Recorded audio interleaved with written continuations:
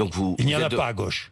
Mais il y en a. Ce que j'essaye de faire comprendre, c'est que si l'on veut sortir de ce marasme et de cette situation liée à la dispersion et à l'éclatement, il faut qu'il y ait une candidature qui se dégage, que veulent les Français.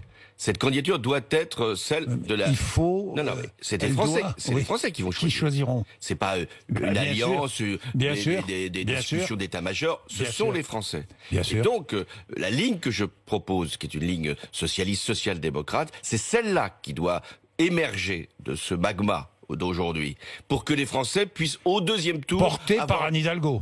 Aujourd'hui, c'est Anne Hidalgo qui représente cette ligne. Vous voterez pour elle? Je suis socialiste, je n'ai jamais cessé de l'être. Anne Hidalgo est socialiste. Vous voterez pour elle? Je voterai pour elle.